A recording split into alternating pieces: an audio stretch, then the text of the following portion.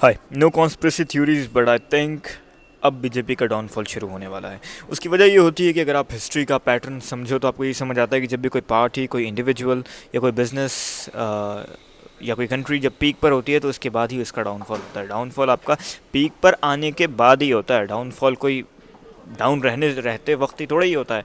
तो वही अब बीजेपी के साथ होगा। उसकी वजह यह है कि जो आप वजह लेकर के पीक पर आते हो, जिस तरह आप केजरीवाल की मिसाल देखो कि वो आम आदमी बनकर पीक एक पॉलिटिक्स में आया, 2 दफ़ा बहुत बहुत ज़बरदस्त नंबर्स के साथ इलेक्शन जीता। अब क्या हुआ है कि अब वो आम आदमी रहा नहीं, इलेक्शन हार गया। सेम मामला बीजेपी के साथ होगा। बीजेपी के पास अब वो अपोजिशन वाले मुद्दे नहीं रहेंगे, खासकर 208 number, oh my God.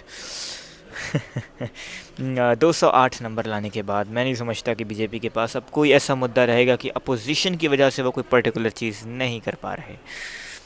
Assam के इलेक्शन की भी आप मिसाल ले लो। और आप तो अब तो भाई ये स्टालिन जैसे बुरे लोग भी हार गए तमिलनाडु में। सो मेरी ये इविल स्माइल पर ध्यान ना दें, ऐसी ही है। लेकिन बीजेपी अब अपना ध्यान दे। I mean, I believe and I think, I hope BJP एक इथिकल पार्टी है और बीजेपी डिक्टेटरशिप में इस देश को कन्वर्ट नहीं करेगी। तो उन्हें अब प्रोग्रेस पर फोकस करना पड़ेगा।